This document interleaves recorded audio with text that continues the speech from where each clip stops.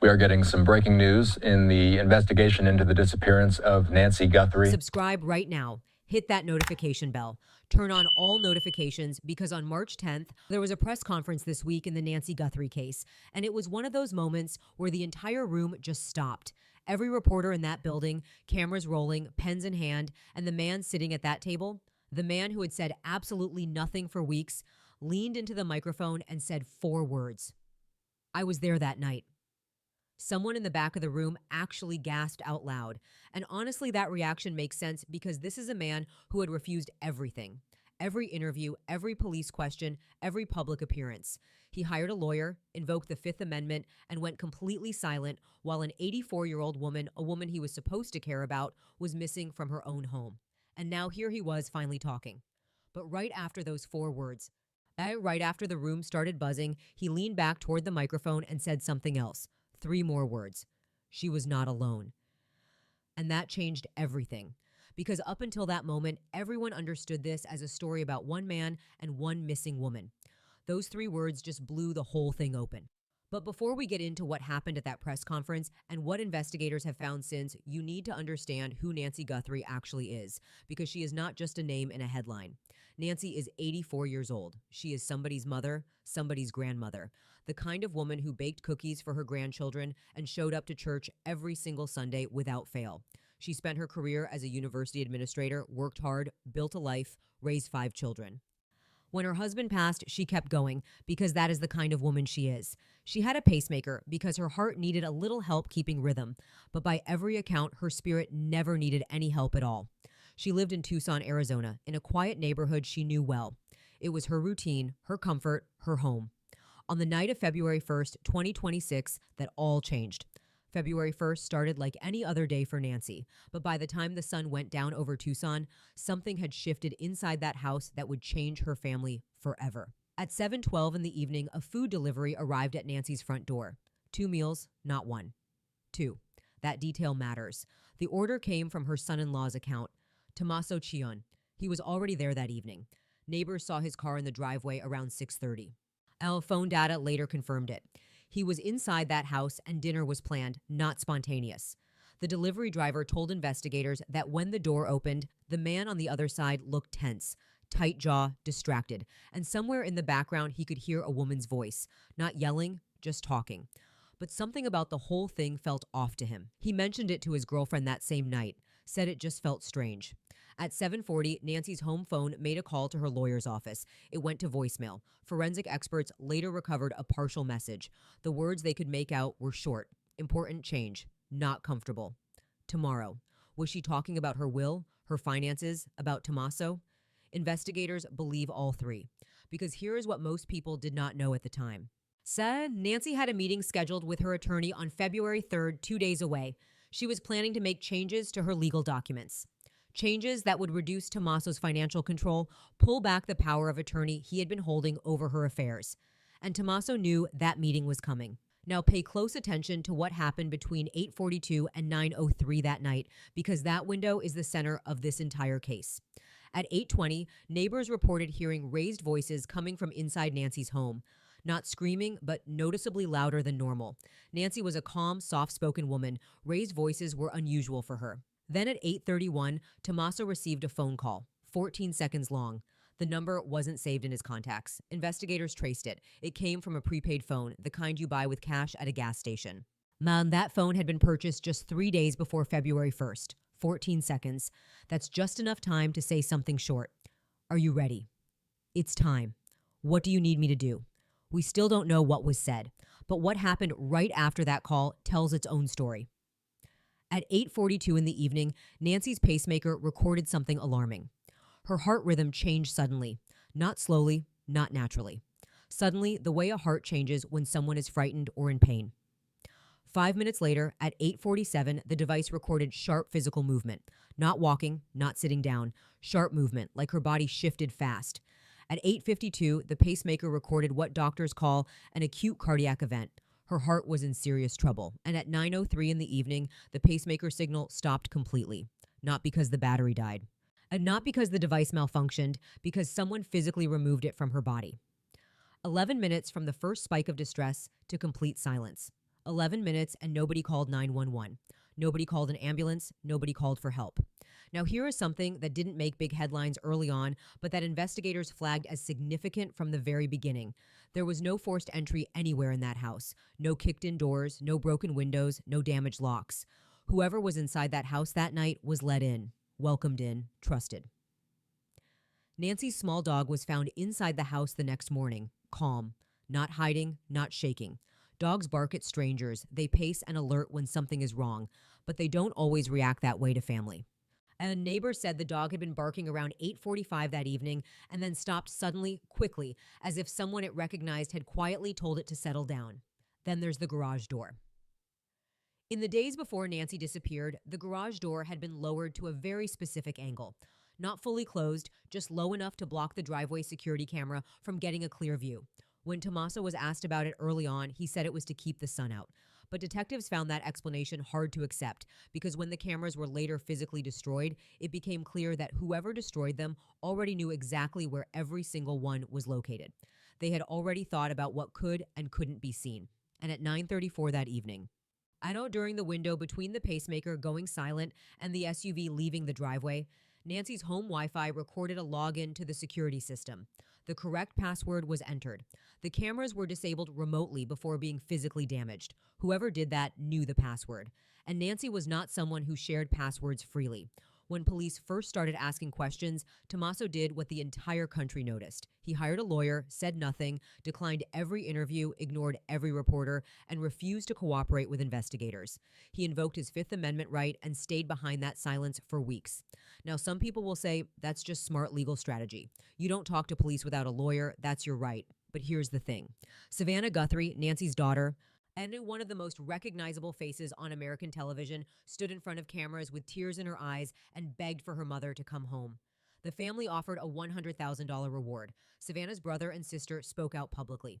They searched, they pushed, they did everything that people do when someone they love goes missing. And Tommaso? Nothing. Not one word of support, not one public statement, not one appearance beside the family at any search event. A man who lived 15 minutes away from where this woman disappeared said absolutely nothing for weeks. One Tucson resident said it plainly in an interview. "My gut is telling me it's the brother-in-law. You haven't seen him. You haven't heard from him." Radio silent. That's very suspicious to me. And that feeling was spreading across the country. Then the FBI joined the case. Then search warrants were signed, phones, computers, bank records, all pulled. A masked figure was caught on nearby security footage. Ransom notes appeared, but police quickly said those were likely scams. And still, Tommaso said nothing. Until that press conference. The room had that kind of quiet that you don't hear very often anymore. Cameras pointed at one man at a long wooden table, his hands folded in front of him, his lawyer sitting close beside him. A reporter asked the question. "Mr. Chion, do you have anything to say about Nancy Guthrie's disappearance?" Tommaso lifted his head slowly. His face looked tired. His eyes were red around the edges. He leaned toward the microphone. "Yes," he said, "I have something to say. For weeks, people have believed I hurt Nancy," he paused, "and I was there that night. The gasps in that room were real. Now, from real people who had been waiting weeks for any word from this man." He kept going. He admitted going back to the house. He admitted there had been an argument. He acknowledged that Nancy had told him she was planning to make important changes, changes to her will, changes to the power of attorney, changes that would take financial control away from him. He said he went back to talk. He said he did not go there to hurt her. And then he said she was not alone. 3 weeks before Tommaso spoke publicly, investigators had already received a full data report from Nancy's cardiologist, and what that report showed had sent a chill through every detective working the case. At 8:42 p.m., her heart rhythm changed suddenly and severely. At 8:47, the device detected sharp physical movement. At 8:52, it recorded acute distress. Then her heart was in crisis, and at 9:03, the signal stopped completely because the device was physically removed from her body. Here is something most people don't realize about pacemakers. Removing one is not simple. It is not something that happens accidentally. It is not something you do to help someone. It takes deliberate physical force. It takes a decision. Doctors who reviewed the timeline were clear about one thing. If someone genuinely wanted to help Nancy at 8:52 when her heart was in crisis, the only logical thing to do was call 911. Instead, the pacemaker was removed 11 minutes later. Investigators believe it wasn't removed to help her, it was removed to erase the timeline, because pacemakers record everything: time, rhythm, movement, distress. Once the device is removed, the recording stops. But if you want to create confusion about when something happened, removing that device does exactly that. That is not a panicked decision, that is a calculated one. At 9:26 that evening, Tommaso's phone sent a text message, one word, to the same prepaid number that had called him earlier that night. The word was handled. Not accident, not help, not call me. Handled. Investigators say that single word shifted the tone of the entire case. Because handled doesn't sound like a man in panic. It sounds like a man closing something out. When detectives later asked Tommaso about that text, his answer was simple: I don't remember. But the phone data remembers everything. At 9:22 p.m., motion was detected inside the garage. 46 seconds of movement. At 9:24, Tommaso's phone connected to his SUV's Bluetooth. The car door likely opened. At 9:26, the text was sent. At 9:29, someone logged into Nancy's home security panel and put it into maintenance mode, which stopped all automatic alerts from going to the monitoring company. That final step requires calm hands, a password, and someone thinking clearly enough to cover every angle. At 9:34, Nancy's backyard light, the one she left on every single night of her life, went dark. At 9:41, an SUV pulled slowly out of the driveway and moved quietly down the street, not rushing, careful. At 10:07 that night, Tommaso's phone pinged a cell tower on the east side of Tucson, far from the neighborhood near a stretch of open desert. Almost no lights out there, very few homes, almost no security cameras. His phone stopped moving for 9 minutes. 9 minutes parked in darkness. Investigators searched that area weeks later. Then, they found tire impressions near a dirt path and traces of disturbed soil. They did not find Nancy. Not yet. Then 3 days after Tommaso's public statement, search teams came back, this time with cadaver dogs, drones, and ground-penetrating radar. One of the dogs stopped suddenly. Its body went stiff and it sat down. That is how trained dogs signal a find. A second dog was brought in. Same spot, same response. 2 independent alerts in the same location. The team began digging carefully, every inch documented. About 2 feet down, they found fabric. Dark blue, thick, the same kind of moving blanket that fiber evidence from Nancy's garage had already pointed toward. No remains were inside, but the blanket connected the garage directly to that desert site. Then 30 yards away, a small metallic object was pulled from the sand. Damaged, bent, dusty. A pacemaker casing. Serial numbers confirmed it was Nancy's medical device, removed from her body inside that house and buried out here in the desert. The room at headquarters went completely silent when that confirmation came through, because now the evidence wasn't just digital, it was physical, it was in their hands. There is one detail in this case that makes everything feel very real and very human. At 8:58 p.m., while Nancy's heart was failing, her home smart speaker accidentally activated. Something triggered it. A sound, a voice, movement nearby. The recording was only 4 seconds long. For weeks, the audio was too unclear to use. But forensic experts worked on it, cleaned it up, enhanced it layer by layer. And what they recovered made the grand jury go quiet. A woman's voice. One word, please. Then a loud thud. Yeah, then silence. Just that one word, please. Was she asking for help? Was she asking someone to stop? Was she asking someone else in the room to do something? Nobody knows for certain. But the timing matched the exact moment the pacemaker recorded her acute cardiac event. Prosecutors played that audio for the grand jury. Some jurors lowered their heads, because one word from one woman in 4 seconds made all the data and timelines and phone records suddenly feel like what they actually are: a real person, a real life. Tommaso has never publicly addressed that audio. His lawyer said it could mean anything. Investigators say the timing says everything. When detectives sat Tommaso down in an interrogation room with the pacemaker casing on the table between them, something finally broke. So Detective Morales slid the evidence bag forward without saying a word. Tommaso looked down at it. His jaw tightened. His breathing changed. For the first time since this whole case began, the calm left his face. "We found this in the desert," she said. Silence. No panic drives someone to a desert road. No panic buries a blanket. No panic connects to a second vehicle. Tommaso stared at the table. His lawyer whispered something. He nodded once. Then he looked up. "I did not plan for her to die," he said. "Not she did not die. Not I did not hurt her. I did not plan for her to die." Investigators noted that specific construction immediately. Who was with you? The detective asked. Long pause. There was someone else, he said. His lawyer tried to stop him. Tommaso kept talking. He said after Nancy fell during the argument, he claimed she hit her head. He panicked. He said she was still breathing at that point, and instead of calling 911, he called someone he trusted, a business associate, someone who owed him.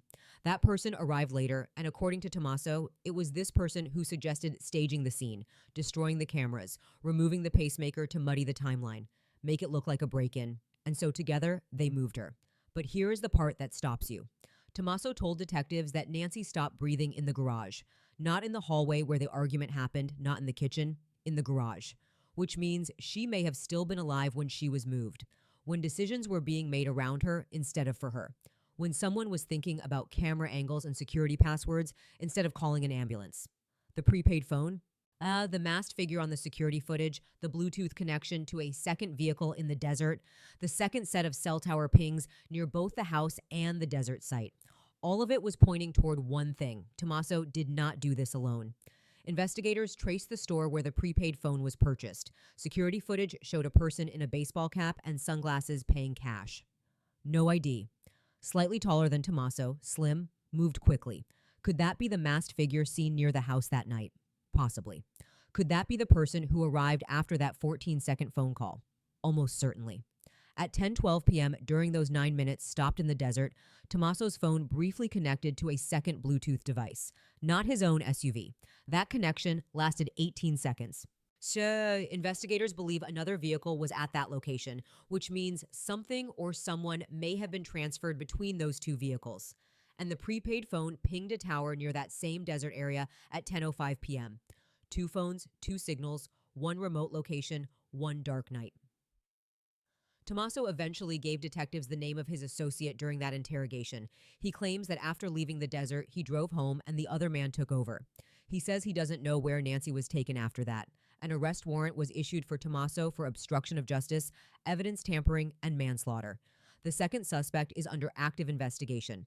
Annie, Tommaso's wife and Nancy's own daughter, had stood by him during those early weeks. She told close friends she believed him, said he would never hurt her mother. But after his statement at the press conference, after he admitted destroying the cameras, removing the pacemaker, panicking instead of calling 911, she went quiet.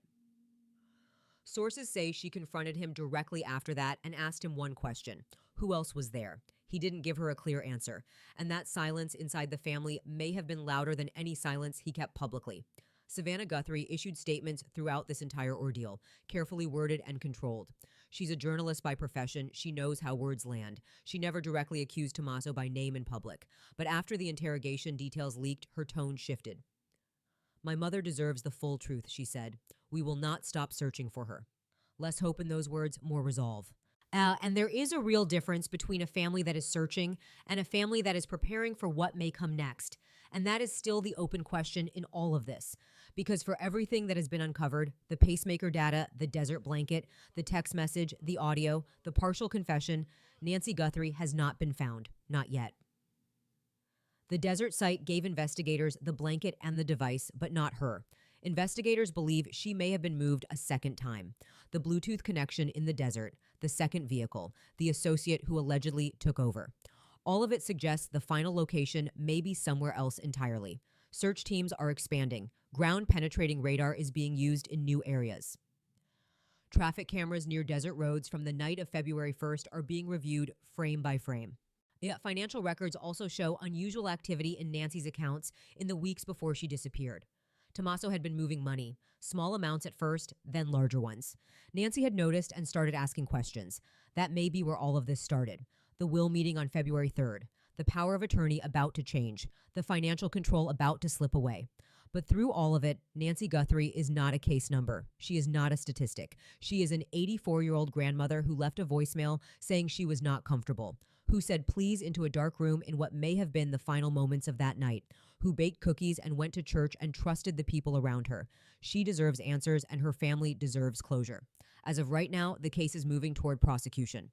The grand jury is continuing to hear testimony. The second suspect is under active investigation. The desert search is ongoing. Tommaso broke his silence, but he has not told the whole truth, not yet. Because there is still someone out there who knows exactly what happened between 9:15 and 9:41 that night. Someone who knows where Nancy is. Someone who has been watching the news and watching the evidence stack up and knowing the timeline is closing in on them. That silence cracked once already, and when it cracks again, the full truth will finally come out. If you know anything about Nancy Guthrie's disappearance, please contact the Tucson Police Department or submit an anonymous tip through their official website. You can remain completely anonymous. And if this story moved you in any way, please share it. Awareness matters. It really does.